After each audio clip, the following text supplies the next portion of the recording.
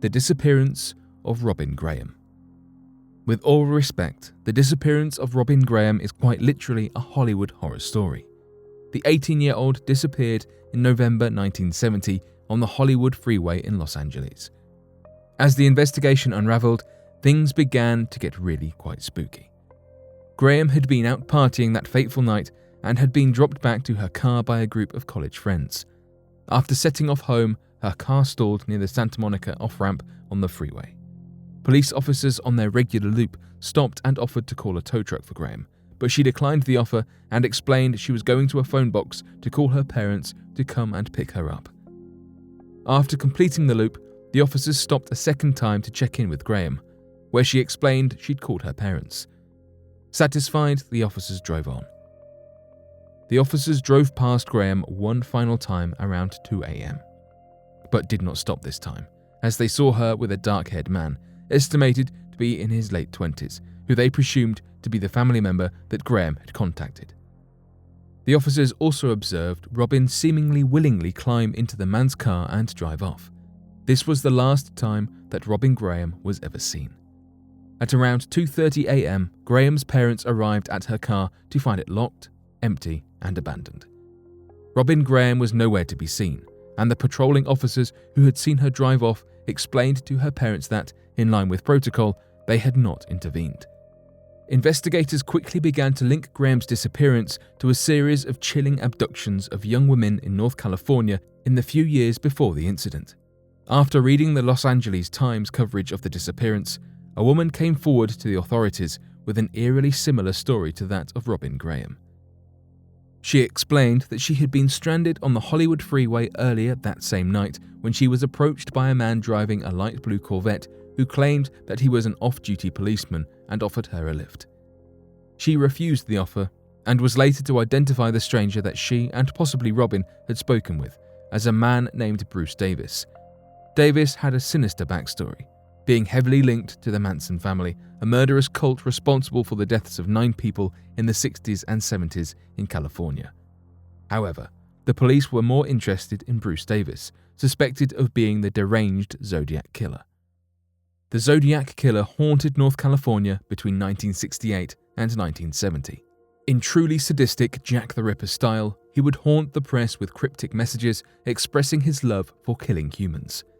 The killer was known to strike on the full moon. In a supernatural twist, and like many of the killer's victims, Robin Graham disappeared on a full moon night. Whatever happened to Robin Graham, a very clear message emerges from the events on the 15th of November 1970. Never accept a ride from a stranger. So there we have 3 spine-chilling roadside disappearances. The fact that they occurred on busy highways makes them even more sinister and perhaps more difficult to accept, given their very public location. Roads connect us to our loved ones and lead us to places full of memories. Sadly, for some, memories of their loved ones are all that the victims' families are left with.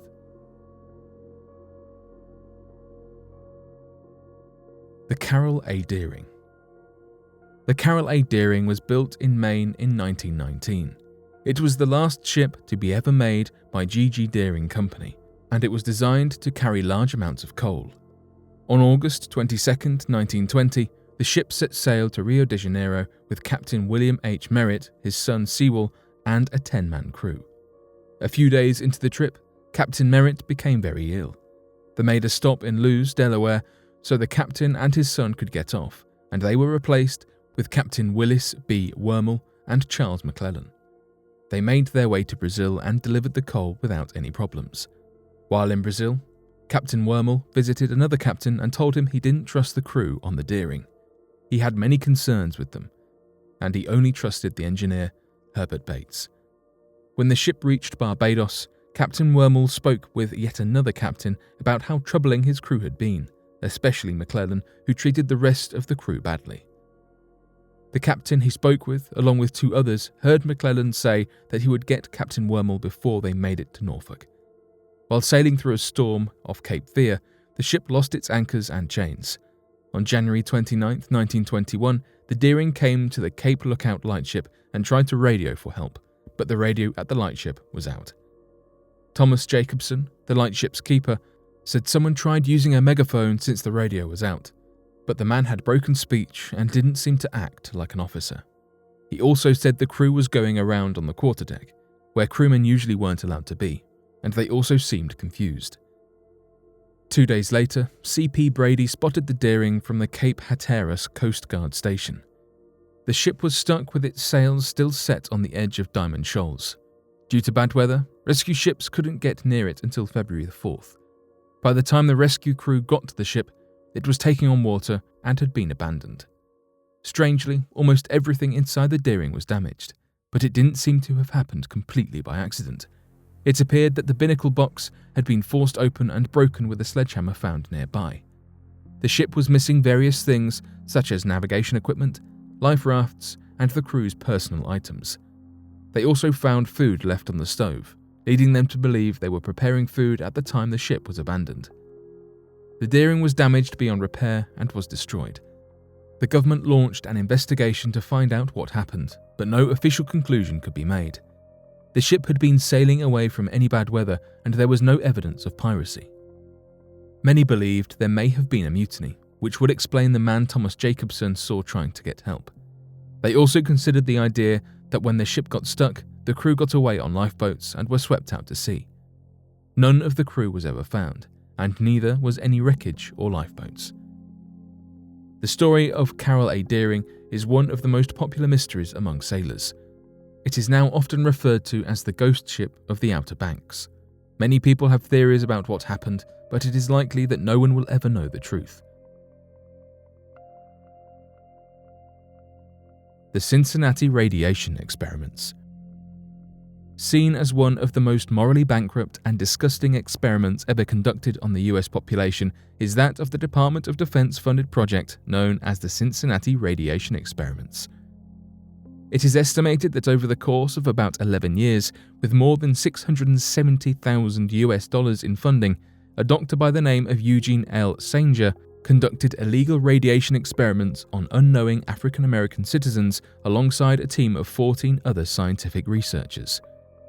According to the investigation, under the support of the Defense Atomic Support Agency and the Department of Defense, research radiologist Eugene L. Sanger began studying the effects of radiation against individuals for the purpose of better understanding the effects nuclear war would have on soldiers hit with large doses of radiation. This led to the researcher conducting 5 years of experiments on African Americans and low-income patients without their consent, resulting in massive doses of radiation given under the guise of claiming that it was nothing more than medical treatment for basic illnesses. The irradiated patients experienced symptoms such as nausea, vomiting, severe cognitive impairment, and even death. During the study, more than 100 patients were illegally irradiated, including 3 children aged 9, 10, and 13. The experiment was not uncovered and brought to light until research students working as assistants to the researchers began to notice that large doses of radiation were being administered to patients that otherwise would not have needed the treatment. Originally, the research students were intimidated not to come forward, with Eugene Sanger claiming that the students were not educated enough to go against the medical advice of the lead researchers, but eventually came together and reported the illegal activity for it to be stopped.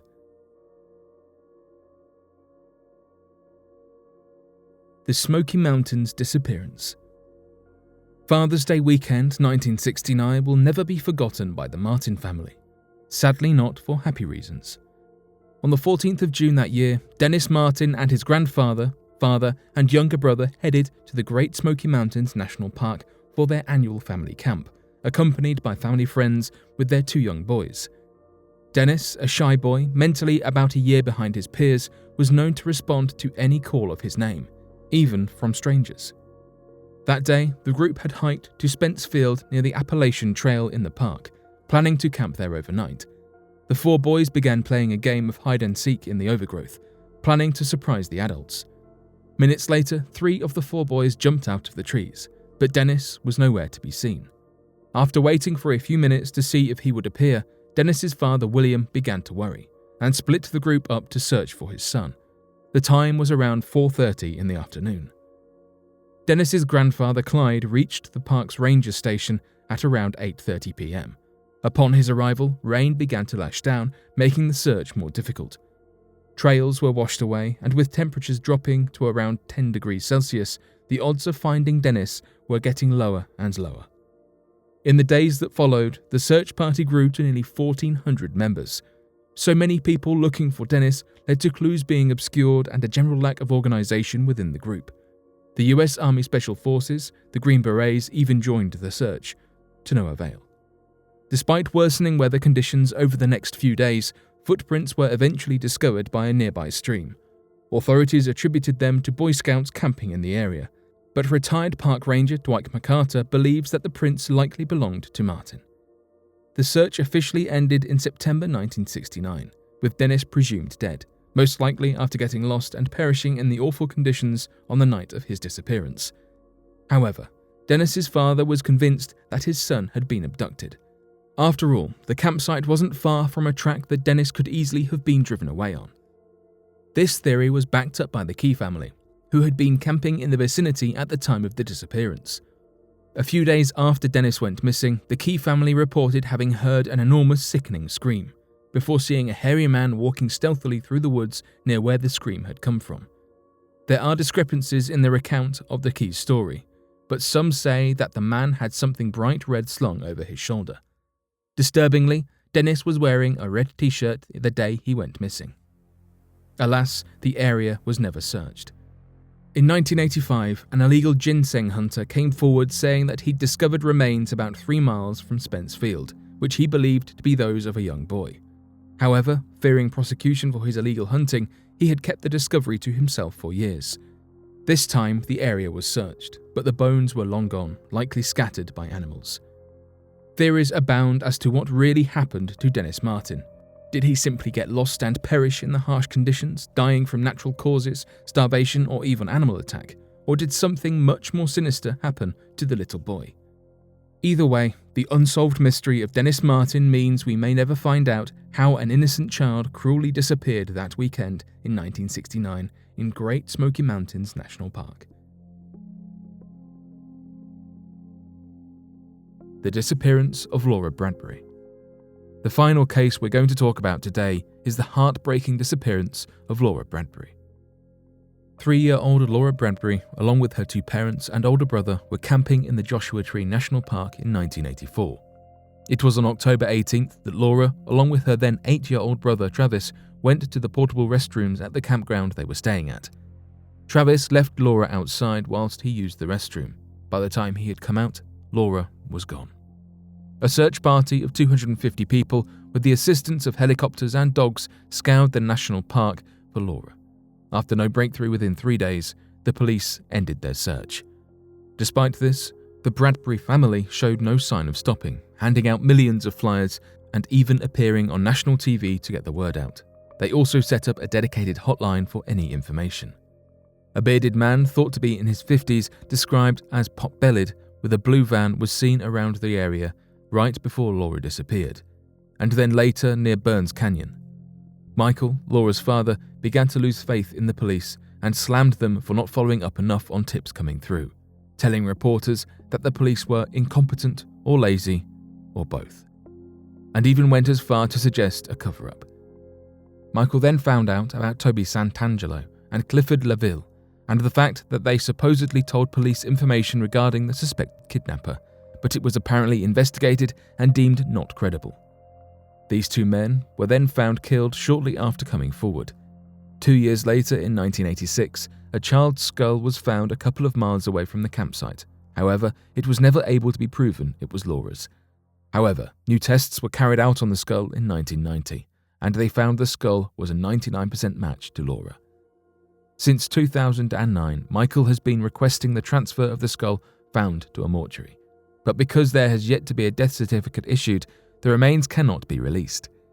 During an interview in 2010, Michael said that he was shown 2 completely different skulls during the investigation. A smaller partial skull shortly after the remains were found, and a larger full skull later on in the investigation. Also in a report on tests carried out, whilst the skull was a match in one DNA test, there were 3 other tests carried out, including one using hair from Laura's hairbrush, did not match the skull. What happened to Laura Bradbury remains a mystery to this day.